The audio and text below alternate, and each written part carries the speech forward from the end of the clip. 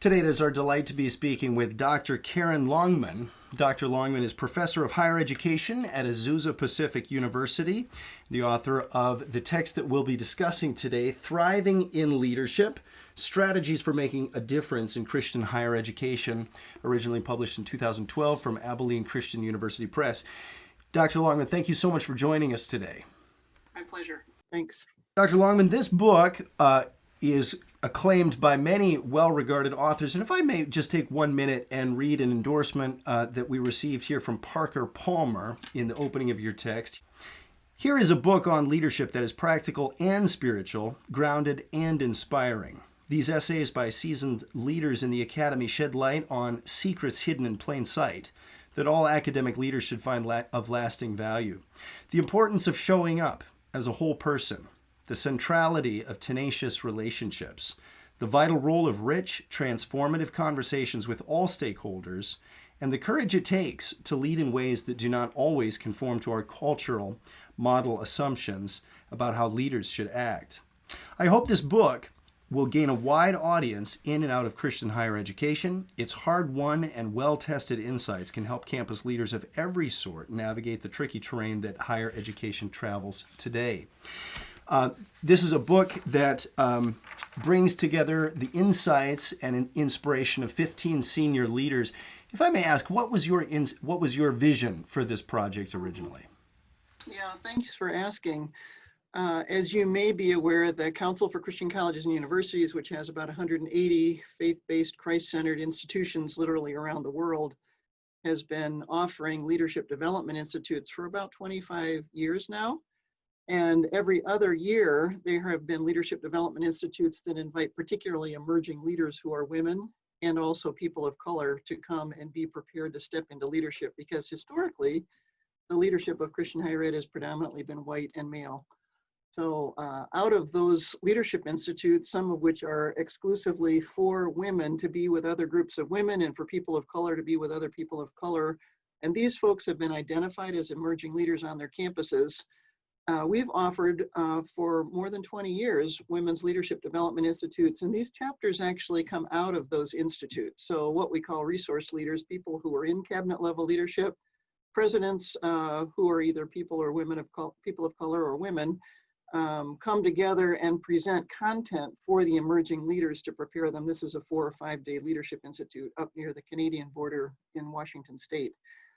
But we decided there's such good content here and other people would benefit beyond the relatively small groups that are handcrafted and hand designed. Each of those emerging leaders also then takes 2 or 3 days on a different campus and shadows a senior leader. So we wanted to get the content out to a broader audience, and we asked several of the resource leaders to take sections of what they have been presenting in the leadership institutes of the Council for Christian Colleges and Universities, write their content for a broader audience. And if I may ask you, this book is divided into 3 sections. The first is the interior life of thriving leaders. Secondly, the social intelligence of thriving leaders. And then lastly, how leaders can shape a thriving organizational culture. Can you bring me through the logic structure designed in this book?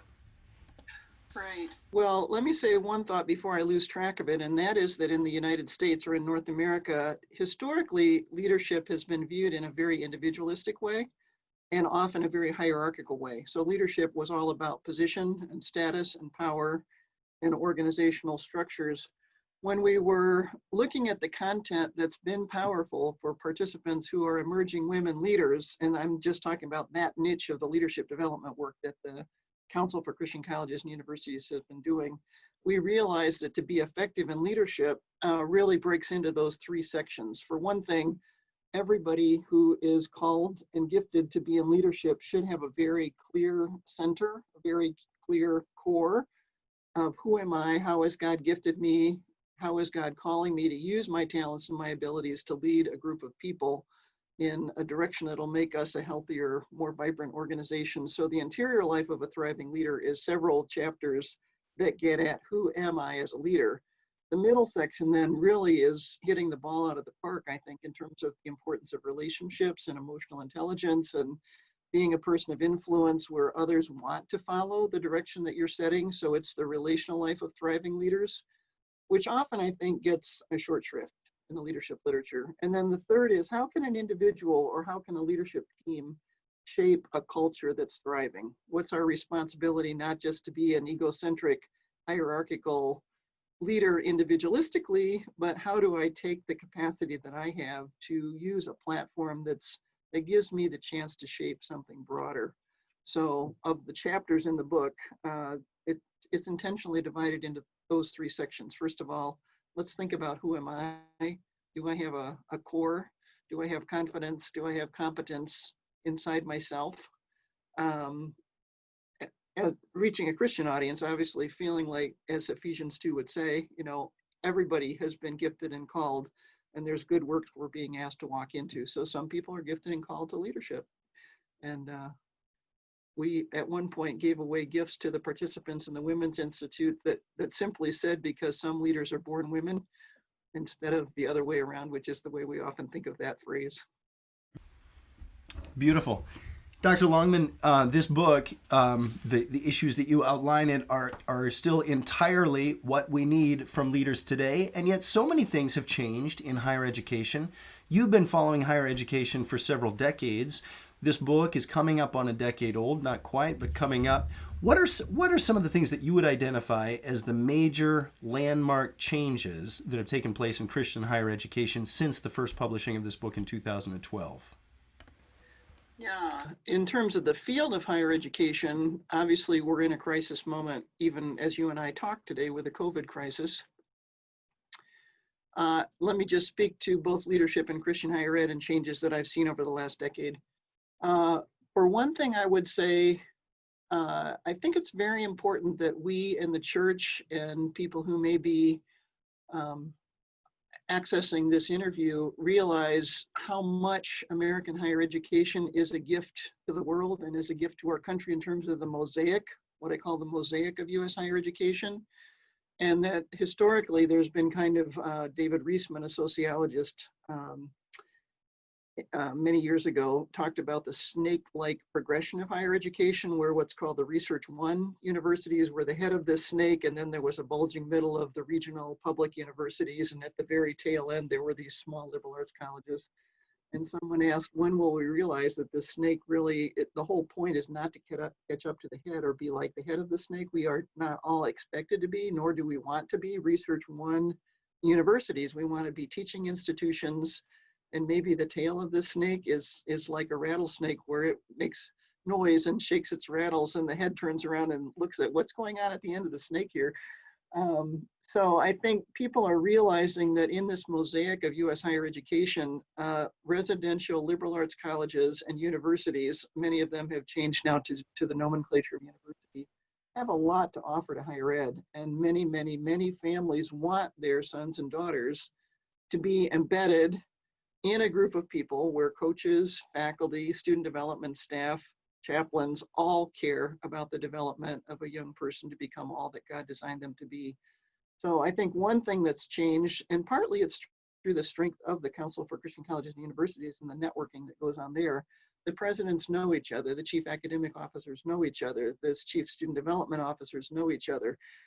There's a sense of being a part of a movement that's important in the field of higher education, and we have a lot to be thankful for and to take pride in, not in any way that's inappropriate, but just to say, when you talk about transforming lives during these critical years, especially the undergraduate years, these campuses historically have done remarkable work and better work, I think, and I think the documentation would show that, than many other kinds of institutions that are commuter institutions or don't have a common mission, don't have the same investment in the lives of students. There's different kinds of institutions for different purposes, but I think as a movement, Christian higher ed has both been strengthened significantly with people wanting to come and teach where their faith can be made known, but also acknowledging the very good work that's happening in transforming students' lives. Another big shift that I would just mention, and this is partly from the grassroots, there is on, I think, every campus, despite many of these campuses being rural and being, for example, from the Midwest where there's not a lot of diversity, by and large, students today expect diversity and want to learn and to study and to contribute in a diverse environment. So there's a great deal of pressure in, I think, a positive way to make sure that the hiring of faculty represents the demographics of the United States. Within by 2040, somewhere in that ballpark, we will be a majority minority where the white population will be a minority. And students expect to be able to study under different faculty who represent different racial and ethnic groups, and also expect to have their perspective taken seriously by faculty. So I would say the commitment to getting more women and more people of color into leadership is directly relevant to this book and this interview. Thank you, Dr. Longman, for those reflections. Dr. Longman, we are speaking today in late April 2020, and obviously only a few weeks ago, no one could have predicted the depth of social change that it seems that this COVID crisis will affect in our culture. How is it that you anticipate that this COVID crisis will impact specifically Christian higher education? That is a great question. I was thinking yesterday of the quote I heard a long time ago, nobody likes change except a baby with wet diapers. And all of a sudden, the apple cart has been turned upside down, not just for Christian higher ed, but for all of Christian higher ed. So I think what we're seeing, what is termed disruptive change, is just enormous tsunami-like disruptive change almost overnight. So I think almost every campus in the country is closed down for the spring.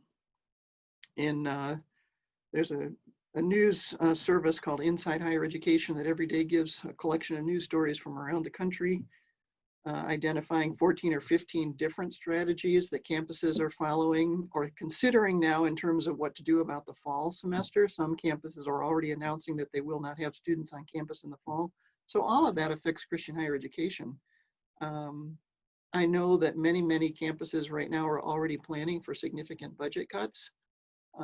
In the news just recently, Baylor University is building a budget for next year with that's cutting about $80 million out of their budget. The University of Arizona is talking about a budget for next year that's about $250 million lower than this year, because we do not know what will happen with students coming back. And for Christian higher ed in particular, the campuses are not dependent on large research grants. They're dependent upon students in residence halls, in food services, in a residential community. So these campuses are particularly hard hit when we don't know whether the way we've approached education in the past is going to be viable in the fall. But I would say, if you looked at the silver lining, this was and is the direction of higher education. I mean, the world is becoming more networked. People are becoming more technologically savvy. And this has forced our hand in a way, for faculty to be told on a Wednesday or a Thursday or a Friday, starting Monday, you will be teaching via Zoom or whatever other platform the campuses have.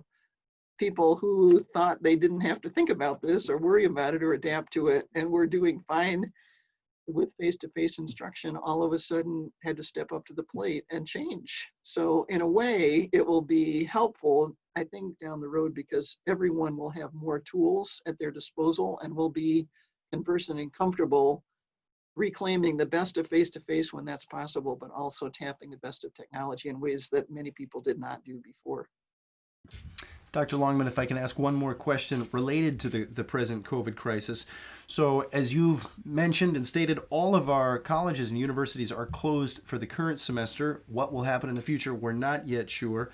But, and suddenly our online campuses, our physical plant campuses, that line between distance and on-campus education has suddenly become very different, blurred perhaps obliterated. What do you think this is going to do to the future of online education versus campus-based education?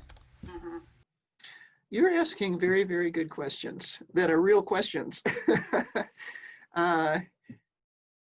It's interesting, on Monday of this week, we announced we have about 100 PhD students from all over North America in our doctoral program in higher education here at Azusa Pacific. So we had to make the difficult decision that in July, they would not come to our campus for the 2-week residency. The reaction was profound. The students love to be together. They love to be on campus. They love to interact with the faculty face to face. And some of our cohorts stayed on the Zoom conversation in their own subgroups afterwards to just bemoan the fact that in July they would not have that 2-week opportunity to be together. So I think obviously there's conversation even today in the Chronicle of Higher Ed and in Inside Higher Education about all the challenges and the downside of trying to teach via Zoom, for example. It's not the same. You cannot transfer a course that you've been teaching face-to-face into a platform that's remote and expect the same results. People need to be retrained and the content needs to be reshaped. So there would be some people, and you may be following this in the news, some students are saying, well, we're not getting the quality of face-to-face interaction. The University of Chicago was one institution cited. Why are we paying the cost of face-to-face education when that's no longer being delivered and we should get a tuition refund? On the other hand, I would say more and more, because students now do not have, and a relatively small percentage of students was in residential face-to-face traditional liberal arts campuses to start with, but families and students, I honestly believe, having studied the field of higher ed for 20 or 30 years here, that is the very best way to transform students' lives. It's the very best way. And when students wanted that and their parents want that for their sons and daughters, and to not have that available is going to make it all the more valued. And people will start to realize, I won't name online universities, but often the quality of what's delivered is not as strong as the face-to-face instruction where you've got faculty really truly embedded and invested in helping students become what God intended them to be. So I think right now there's a shaking out where some people are saying, we paid for face-to-face, we're not getting it, we should get a refund.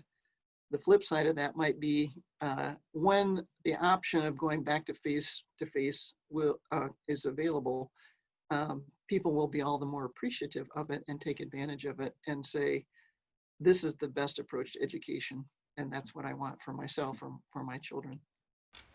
Dr. Longman, you've studied Christian higher education for a good long time, several decades, as you mentioned. And this text really puts a premium on the human element of leadership. You spend the first half of the book, at least, taking us into the heart of a leader and into the social relationships that leader enjoys with colleagues before really talking about transforming the education, which you reserve to the educational institution, which you place in that third section.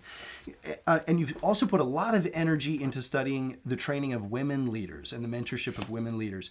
If I may ask, are men and women leaders mentored in the same way? So does one apply the same mentorship process to men leaders or women leaders? What's your view?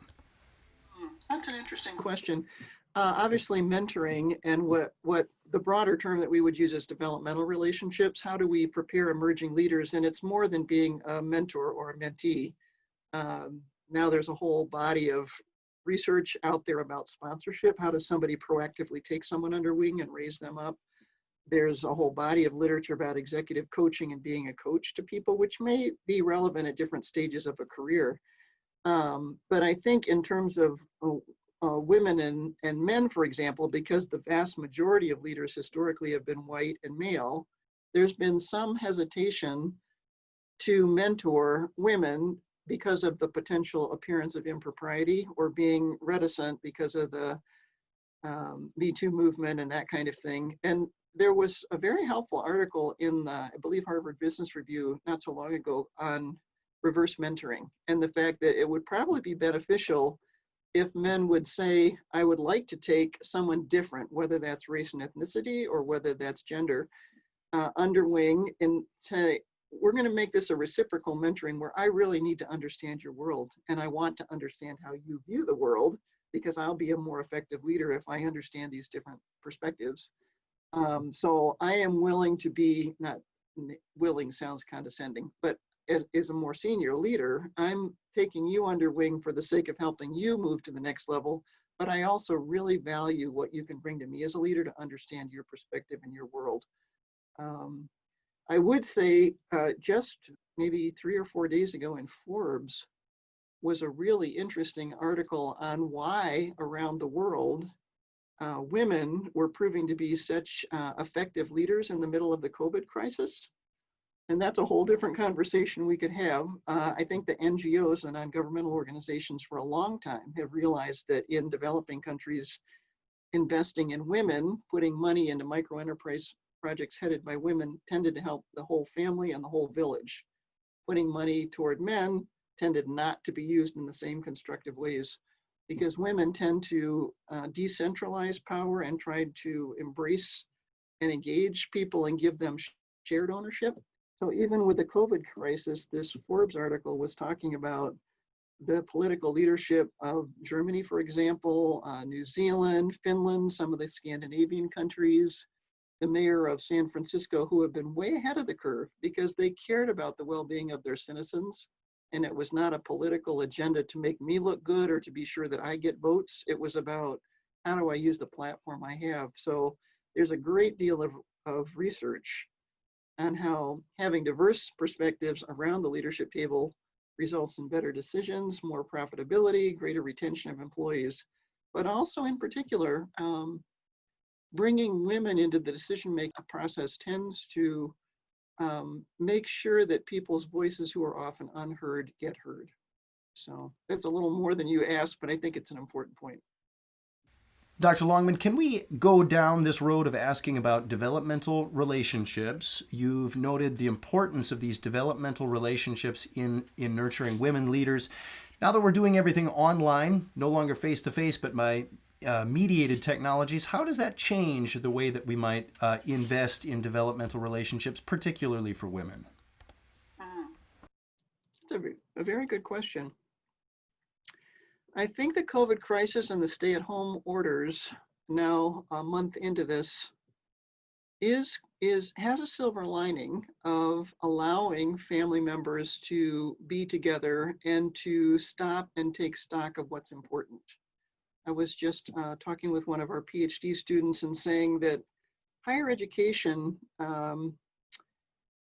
should be the place, college and university campuses, where thought leaders have the time to reflect and to provide insights and perspective on the major issues facing our day.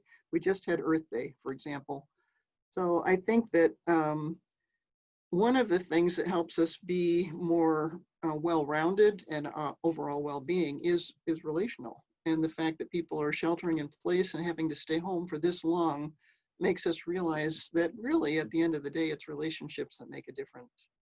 And in particular, as I said, the leadership field as a whole has been historically very hierarchical, very individualistic. You know, it was all about preparing and equipping a singular leader.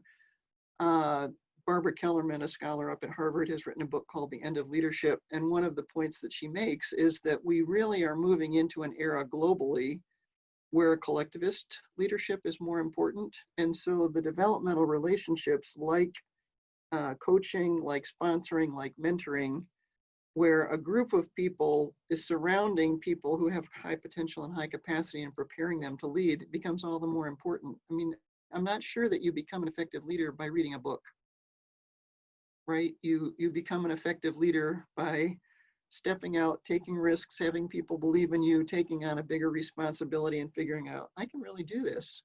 And so the developmental relationships, particularly for women, and maybe we need to pay more attention to collectivist societies and say the American model of hierarchical and individualistic is not the way of the future. We need to be investing in one another, and especially within the body of Christ, identifying who has capacity and who has potential, and putting wind under wings, even if they don't look like. I was reading a study where not so long ago, when university students were asked to name somebody that they would identify as an exemplary leader or an ideal leader, 90% of them identified a man, because who's been in leadership to name? Sometimes they would name someone like Mother Teresa, but that's not exactly the kind of leader that we would think of when we think of world statespeople. So.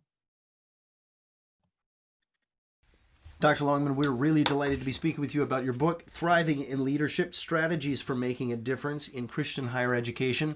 The question is not directly from this book, but I've got to ask it given the present circumstances. As all of our classrooms migrate over to these online technologies, what would your advice to be to make sure that the educational opportunities are equal for men and women students?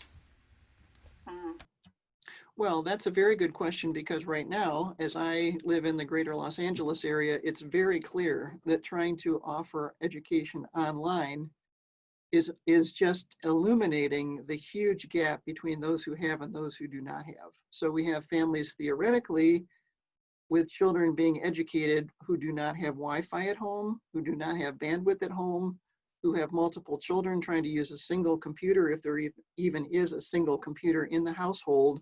And yet the assumptions are everybody out there has equal access to technology and technology that will work on demand.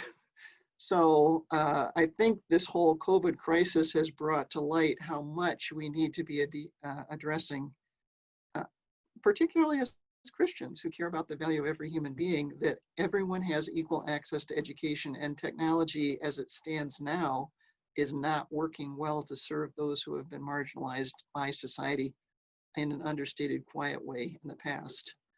So obviously, as I said before, relationships are important. Having students in small groups, or with Zoom, for example, you can put the students into small groups and have them talk and report back, but it's not the same as face-to-face. So the sooner that our churches can be back and healthy, the sooner that our community gatherings and our sports teams can be back together, the better. But for now, we need to remember that the individual touch, phone calls, reaching out, being there for our neighbors, being sure that the least of these is taken care of is the job of believers.